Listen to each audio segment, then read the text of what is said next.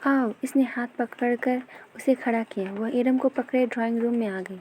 सामने 2 सिंगल सोफ़ों पर एक नफीस सी खातून और एक खूबरू सा नौजवान बैठा था।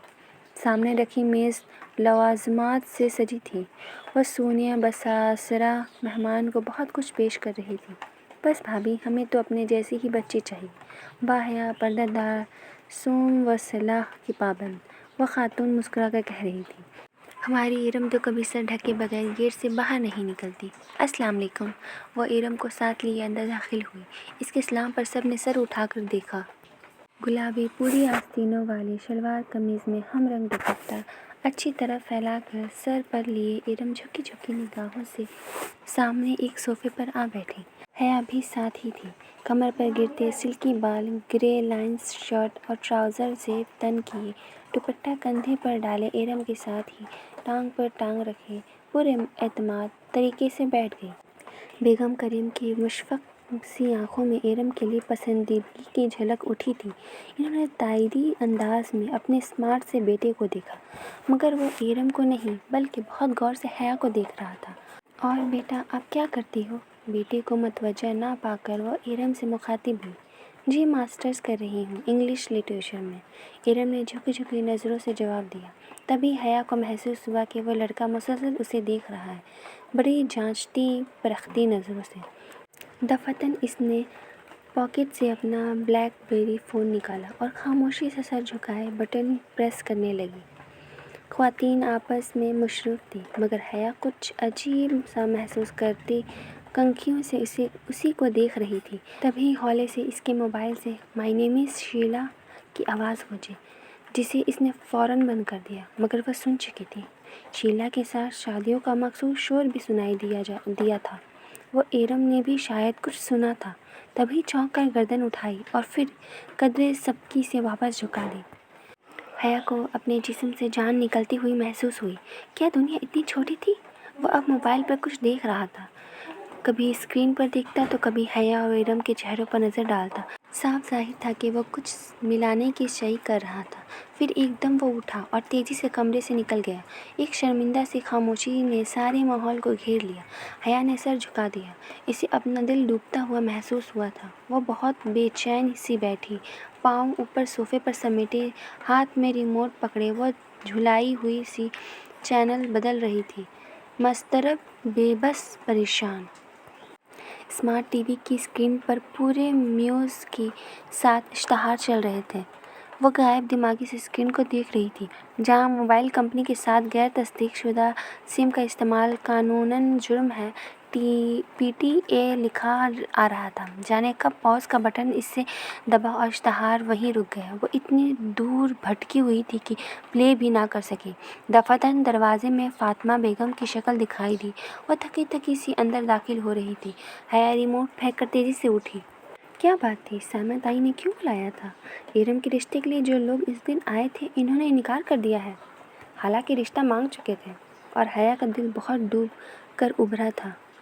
क्यों इनकार कर दिया? उसको अपना सांस रुकता हुआ महसूस हुआ। कोई वजह नहीं बताते, बस एकदम ही पीछे हट गए। सामा भाभी भी बहुत अपसेट थी, मगर कुछ तो कहा होगा। बस यही कहा कि हमने किसी आज़ाद ख्याल और बेपर्दा लड़की को बहू बनाकर अपनी आक़िबत ख़राब करनी है। वो मतरहा रहेगी। चंद रोज़ कबल सुनाई ताई का फिटका समात में गूंजा था, जब फुरकान ने सख्ती की कि भला ऐसी बेपर्दा और आज़ाद ख्याल लड़की को बहू बनाकर हमने अपनी आखिरत बिगाड़नी है क्या? तब कहीं जाकर वह माना। क्या इसको माकफात अमल कहते हैं? क्या दूसरों की बेटियों पर उंगलियां उठाने वालों के घर पर वही उठी उंगलियां लौट कर आती हैं? मगर वह खुश नहीं हो पाई। अगर बात खुल जाती तो असल बदनामी तो इसी के हिस्से में आती। एरम को तो शायद इसकी माँ हया ने इसे बिगाड़ा है कहकर दरमियान से निकाल देती, और बात तो अब भी खुल सकती थी। वह वीडियो तो अब भी इंटरनेट पर मौजूद थी। टीवी स्क्रीन पर अब भी इश्तहार रुका हुआ था। वह बस खाली नज़रों से इसे देखी गई। बगैर तस्दीक शुदा सिम का इस्तेमाल कानूनन जुर्म है, TPA। बगैर तस्दीक शुदा सिम का इस्तेमाल कानूनन जुर्म है, TPA। वो बेख्याली में तकती सोचों की उलझन से निकल कर एकदम झुकी। बगैर तशदीक शुदा सिम का इस्तेमाल कानूनन जुर्म है। TPA। बिजली का एक कौंधा सा उसके ज़हन में लगा था। वो खुदाया, ये ख्याल इसे पहले क्यों नहीं आया था। वो एक झटके से उठी और बाहर की तरफ लपकी। इरम, इरम, बहुत ज़ोर से चिल्लाई। चिल्लाते हुए हया ने इसके कमरे का दरवाज़ा खोला। इरम मोबाइल पकड़े बेड पर बैठी थी। दरवाज़ा खुलने पर गड़बड़ा कर मोबाइल साइड पर रखा। क्या हुआ? साथ ही इरम ने अपना मोबाइल उल्टा कर दिया ताकि स्क्रीन छुप जाए। सुनो वो। तभी रिश्ते वाली बात याद आई। ओह, आई एम सॉरी, उन लोगों ने रिश्ते से इनकार कर दिया। वह तो वीडियो देखकर करना ही था। खैर जाने दो, अच्छा ही हुआ। वो मुतमईन थी। इरम, तुम कभी मोबाइल कंडीशनर के इश्तहारों में वो इबारत पढ़ी है कि गैर तस्दीकशुदा सिम का इस्तेमाल जुर्म है? हाँ तो क्या तुम्हें मालूम है कि सिम रजिस्टर करवाना क्यों ज़रूरी होता है? क्यों? ताकि कोई किसी सिम का गलत इस्तेमाल ना कर सके, चाहे वो दहशतगर्दी की वारदात हो या किसी को रॉन्ग कॉल्स करना। ये सब साइबर क्राइम के तहत आता है। Cyber crime? इरम ने पलकें झुकाई। इरम, हमारी पर्सनल वीडियोस इंटरनेट पर डालना भी तो एक संगीन जुर्म है। हम इसकी रिपोर्ट कर सकते हैं, मगर हम किसको रिपोर्ट करेंगे? वो नीम रजामंद हुई तो हया ने झट अपना मोबाइल निकाला। PTA को।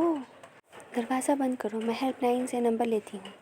PTA की हेल्पलाइन का नंबर आसानी से मिल गया, मगर ऑपरेटर ने नहायत शाइस्तगी से यह कहकर माजरत कर ली कि इस तरह के केस की साइबर क्राइम या किसी इंटेलिजेंस के साइबर सेट को रिपोर्ट करना होगा।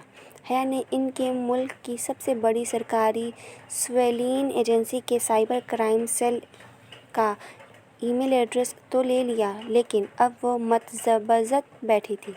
ये इंटेलिजेंस वाले बड़े खतरनाक लोग होते हैं इरम, मगर अब ये करना तो है ना। और वाकई करना तो था। इरम ने लैपटॉप खोला और फिर बहुत बहस व तमहीस के बाद इन्होंने एक कंप्लेंट लिखी और इस पते पर भेज दी जो PTA से इनको मिला था। बमुश्किल 10 मिनट गुजरे थे कि हया का मोबाइल बजा। चमकती स्क्रीन पर प्राइवेट नंबर कॉलिंग लिखा आ रहा था। यह कौन हो सकता है? इसने अजनबी से मोबाइल कान से लगाया। हेलो। दूसरी जानिब ज़रा खामोशी के बाद एक भारी गंभीर आवाज़ सुनाई दी। अस्सलाम वालेकुम, मिस हया सुलेमान।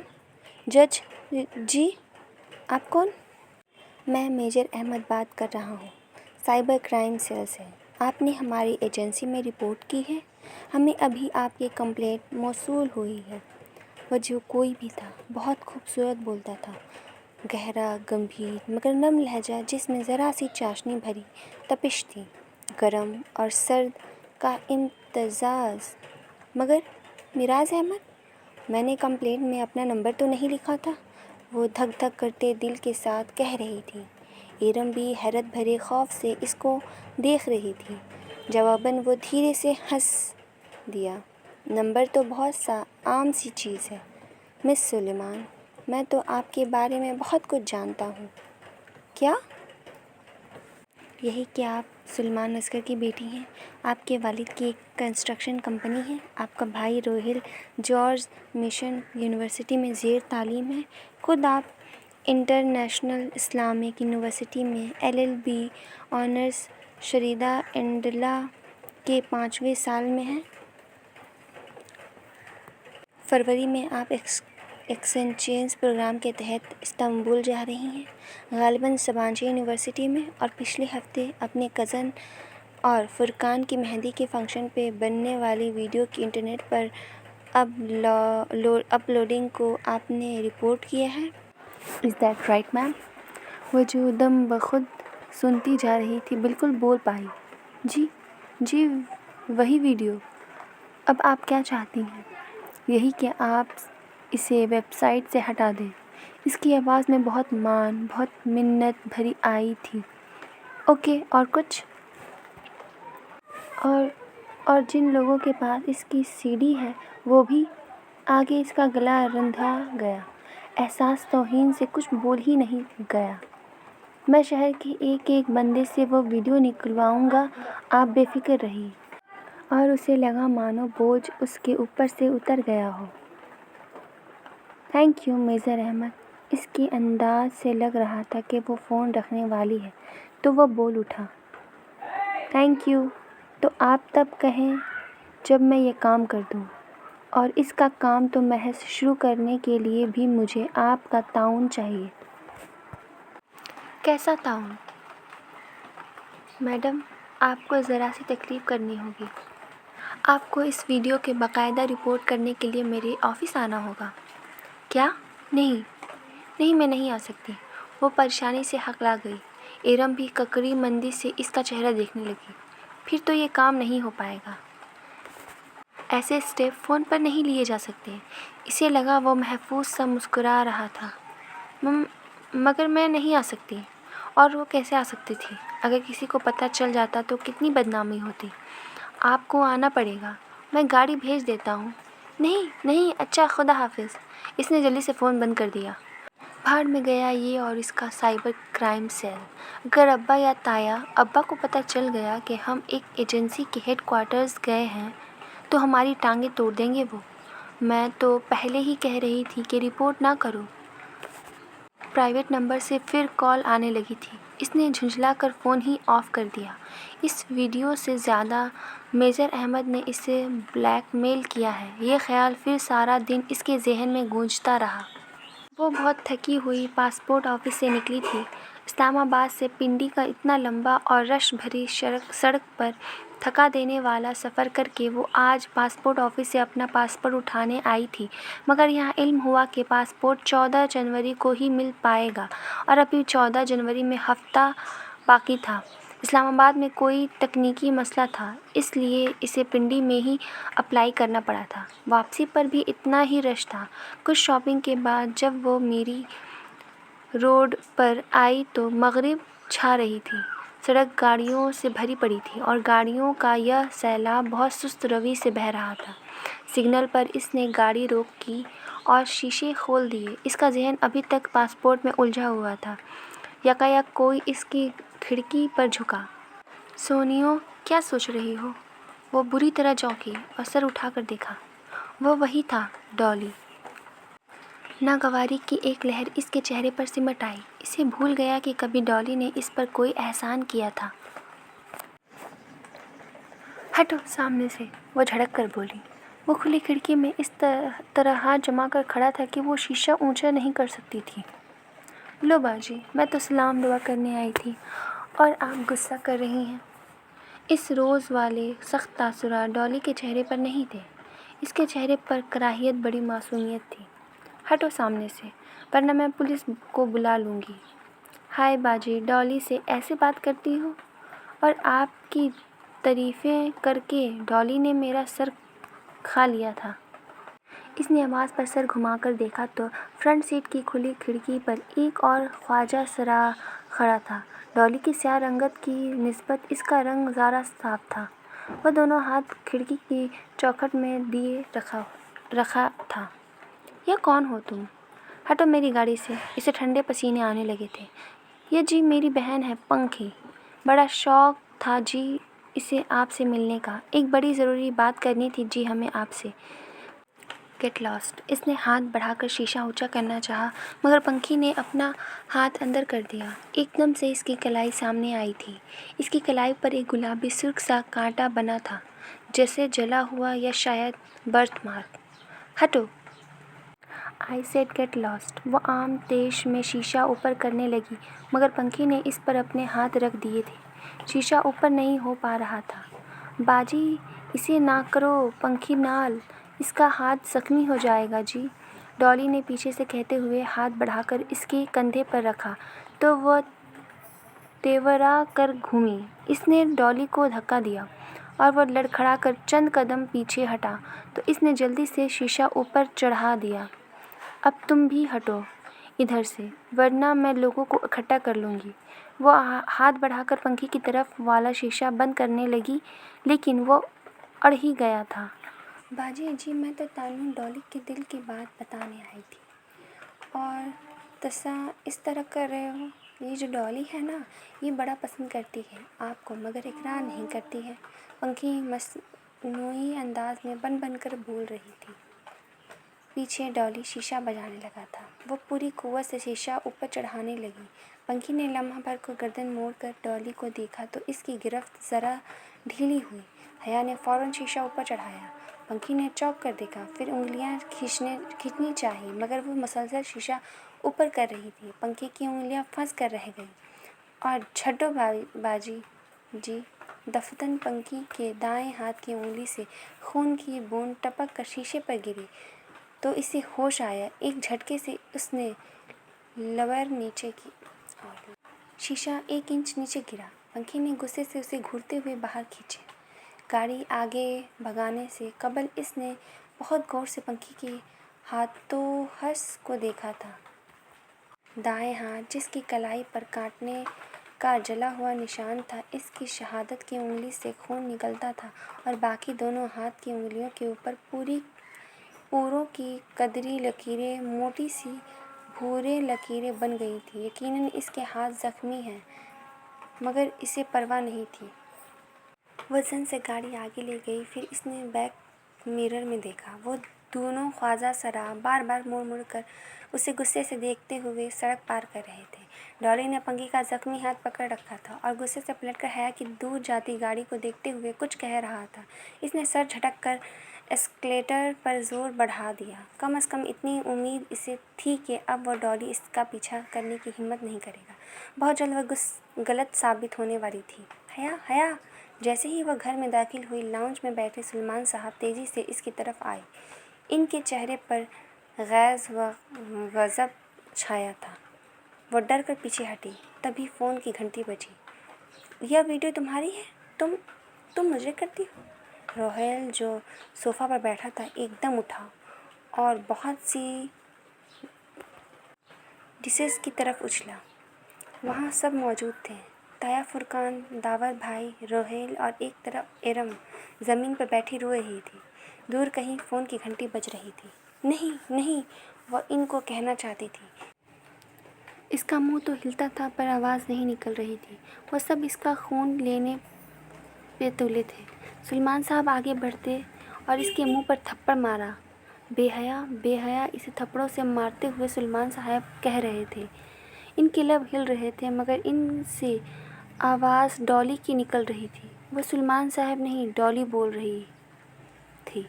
डॉली, डॉली, पंखी, बेहया, पंखी की उंगलियां, फ़ोन की घंटी। वह एक झटके से उठ बैठी। कमरे में अंधेरा था। इसने हाथ बढ़ाकर टेबल लैंप ऑन किया। जर्द सी रोशनी फैल गई। इसने बेख्तियार दोनों से अपना चेहरा छुआ। सब ठीक था। किसी को कुछ इल्म नहीं हुआ था। वो सब एक ख्वाब था। ओ खुदाया! इसका सांस तेज़ तेज़ चल रहा था। दिल वैसे ही धड़क रहा था। पूरा जिस्म पसीने से भीगा था। फ़ोन की मखसूस टोन इसी तरह बज रही थी। हाँ, बस वो घंटी ख्वाब नहीं थी। इसने साइड टेबल से मोबाइल उठाया और चमकती स्क्रीन को देखा। Private number calling. और फिर इसने फ़ोन कान से लगाया। मेजर अहमद, मैं आपके ऑफ़िस आकर रिपोर्ट दर्ज करवाने के लिए तैयार हूँ। कल सुबह 9 बजे मेरे घर के बैक साइड पे मौजूद ग्राउंड के एंट्रेंस पर गाड़ी भेज दें। शार्प। ओके। इसे फातिहाना लहजा सुनाई दिया था। इसने आहिस्ता से फ़ोन बंद कर दिया। कभी भी वो किसी लड़के से तन्हा नहीं मिली थी, मगर ना मिलने की सूरत में वो वीडियो कभी न कभी लीक इस खौफनाक ख्वाब ने इसे ये सब करने पर मजबूर किया था। उसे लगा अब इसके पास कोई चारा नहीं रहा। मेजर अहमद से तो वो निपट लेगी। प्लेग्राउंड के गेट के साथ तूत का तनावर दरख्त था। वह इसके टेक लगाए मुंतज़िर खड़ी थी।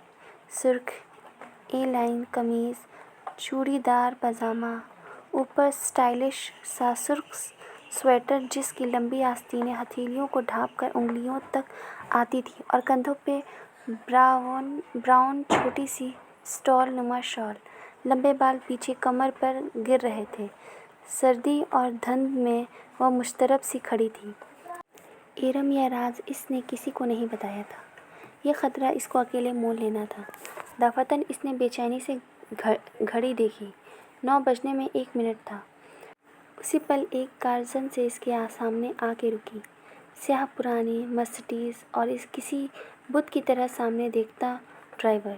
وہ خاموشی سے سر جھکائے آگے بڑھی اور پچھلا دروازہ کھول کر اندر بیٹھ گئی۔ اس کے دروازہ بند کرتے ہی ڈرائیور نے گاڑی آگے بھگا دی۔ تقریباً 1 گھنٹے بعد وہ سیف ہاؤس تھی۔ سفید دیواروں والا خالی کمرہ، درمیان میں لکڑی کی کرسی اور میز جس پر اسے بیٹھا گیا۔ میز پر صرف ٹیلی فون رکھا تھا، باقی پورا کمرہ خالی تھا۔ وہ مضطرب سی گردن گھما کر ادھر ادھر دیکھنے لگی۔ 3 طرف سفید دیواریں تھیں۔ ان میں سے ایک دیوار میں وہ دروازہ تھا جہاں سے وہ آئی تھی، البتہ چوتھی سمت اس کے بالکل مقابل دیوار شیشے کی بنی تھی۔ دراصل وہ شیشے کی اسکرین تھی جو زمین سے لے کر چھت تک تھی۔ اس نے غور سے اسکرین کو دیکھا۔ اس کا شیشہ دھندلا کر دیا گیا تھا، جیسے مشین پھیر کر فروسٹ کیا جاتا ہے۔ ہر شے اتنی مبہم اور دھندلی تھی کہ وہ بمشکل ایک خاکہ بنا رہی تھی۔ یقیناً وہ شیشہ ایک کمرے کو 2 حصوں میں تقسیم کرنے کے لیے درمیان میں لگایا تھا اور اس کے پار کمرے کا باقی حصہ تھا۔ شیشے کے اس پار کوئی بڑا پرتعیش سا آفس تھا اور آفس ٹیبل کے پیچھے ریوالونگ چیئر پر کوئی بیٹھا تھا۔ اس کا رخ حیا کی جانب ہی تھا۔ اس کا چہرہ واضح نہ تھا۔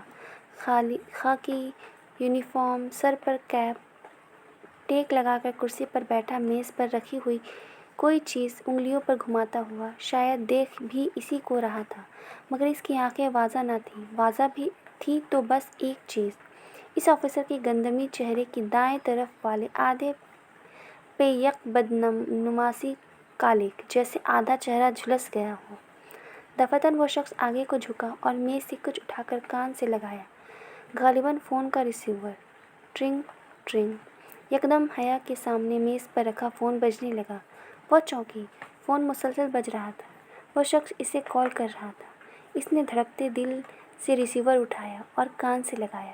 ہیلو، السلام علیکم، مس حیا سلیمان، دس از میجر احمد۔ وہی بھاری، نرم گرم سا خوبصورت لہجہ۔ وعلیکم السلام۔ وہ فون ہاتھ میں پکڑ کر کان پر رکھے یکٹک سامنے اسکرین کو دیکھ رہی تھی، جس کے اوپر آدھے جھلسے چہرے والا آفیسر فون تھامے بیٹھا تھا۔ کیا وہی میجر احمد تھا؟ میں امید کرتا ہوں کہ ہم نے آپ کو زیادہ تکلیف نہیں دی۔ جی، اس کو گھٹن محسوس ہونے لگی تھی۔ میرے سامنے لیپ ٹاپ پر سسٹم کھلا ہوا ہے۔ مجھے ایک کلک کرنا ہے اور آپ کی ویڈیو ہفتہ ہستی سے ایسے مٹ جائے گی جیسے کبھی بنا ہی نہیں گئی تھی۔ دیوار کے اس پار دھندلے منظر میں بیٹھے آفیسر کے سامنے بھی لیپ ٹاپ کھلا پڑا تھا۔ تو وہ میجر احمد تھا؟ وہ سامنے کیوں نہیں آتا تھا؟ اور شہر کے ایک ایک بندے میں یہ ویڈیو نکلوا چکا ہوں۔ بولے حیا، میں کلک کر دوں؟ اور وہ رپورٹ؟ سمجھیے وہ درج ہو گئی۔ اسے لگا وہ مسکرایا تھا۔ مگر آپ نے کہا تھا کہ مجھے رپورٹ کے لیے؟ غلط کہا تھا۔ ایکسکیوز بنانا تھا۔ بعض اوقات بہانے بنانے پڑتے ہیں، تب جب مزید صبر نہیں ہوتا۔ سمجھیے، فون کو جکڑا، اس کا ہاتھ پسینے میں بھیگ چکا تھا۔ یہ شخص اتنی عجیب باتیں کیوں کر رہا تھا؟ آپ کلک کر دیں، بمشکل وہ کہہ پائی۔ وہ شخص جھکا، شاید بٹن دبانے، اور پھر واپس پیچھے ہو کر بیٹھ گیا۔ کر دیا۔ اوہ، تھینک یو میجر احمد۔ اس کا گلا روندنے لگا تھا۔ ایک بات پوچھوں؟ کیا یہ ویڈیو جعلی تھی؟ نہیں تھی تو اصلی؟ تو آپ اتنی ڈر کیوں رہی تھی؟ ظاہر ہے یہ ہماری فیملی ویڈیو تھی اور شادیوں پر ڈانس کی ویڈیو ہم نہیں بنواتے۔ کیوں؟ وہ پے در پے سوال کر رہا تھا۔ کیا مطلب کیوں؟ شادیوں کی ویڈیوز سرکولیٹ ہوتی ہیں ہر جگہ۔ کیا اچھا لگتا ہے ہمارے ڈانس کی ویڈیوز پرائے لوگ دیکھیں؟ مگر پرائے لوگ لائیو اور تو دیکھ سکتے ہیں۔ غالباً اس ویڈیو میں مجھے ویٹرز، مووی میکر اور ڈی جے نظر آ رہے تھے۔ وہ بھی تو پرائے مرد ہے نا۔ میں سمجھ نہیں پایا کہ آپ اگر اس طرح رقص کرنے کو صحیح سمجھتی ہیں تو ویڈیوز کے باہر نکلنے پر پریشان کیوں تھی؟ میں آپ کے سامنے جواب دہ نہیں ہوں، وہ درشتی سے بولی۔ ٹھیک کہا آپ نے۔ خیر، ایک اور بات پوچھوں؟ پوچھیے۔ آپ کے اس کے آواز میں اجنبیت در آئی تھی؟ کبھی کوئی آپ کے لیے جنت کے پتے توڑ کر لایا ہے؟ ہم دنیا والوں نے جنتیں کہاں دیکھی ہیں؟ میجر احمد، اس کے چہرے پر تلخی رقم تھی۔ تبھی تو ہم دنیا والے جانتے ہی نہیں کہ جنت کے پتے کیسے دکھتے ہیں۔ کبھی کوئی آپ کو لا دے تو انہیں تھام لیجیے گا، وہ آپ کو رسوا نہیں ہونے دے گا۔ اس کے چہرے کی تلخی سکوت میں ڈھلتی گئی۔ کون تھا اس بار؟ آپ سن رہی ہیں؟ ہوں، جی۔ وہ چونک کر سنبھلی۔ میں چلتی ہوں۔ وہ ریسیور کان سے ہٹائے ہی لگی تھی کہ وہ کہہ اٹھا، ایک منٹ، ایک آخری سوال کرنا ہے مجھے۔ وہ اٹھتے اٹھتے واپس بیٹھ گئی۔ جی پوچھیے۔ آپ مجھ سے شادی کریں گی؟ اسے زور کا دھچکا لگا۔ وہ گنگ سی پھٹی پھٹی نگاہوں سے دھندلی دیوار کو دیکھے گئی۔ بتائیے مس حیا۔ اس کے لب بھیج گئے۔ حیرت اور شوق پر غصہ غالب ہو گیا۔ مس حیا نہیں، مسز حیا۔ ایک ایک لفظ چبا چبا کر بولتی وہ پرس تھام کر اٹھی۔ فون کا ریسیور ابھی تک پکڑا رکھا تھا۔ کیا مطلب؟ وہ واضح چونکا تھا۔ افسوس کہ میرے بارے میں اتنی معلومات رکھنے کے باوجود آپ میرے بچپن میں ہونے والے نکاح سے بے خبر ہیں۔ وہ نکاح جو میرے کزن جہان سکندر میرے بچپن میں ہی پڑھا دیا گیا تھا۔ میں شادی شدہ ہوں اور میرا شوہر ترکی میں رہتا ہے۔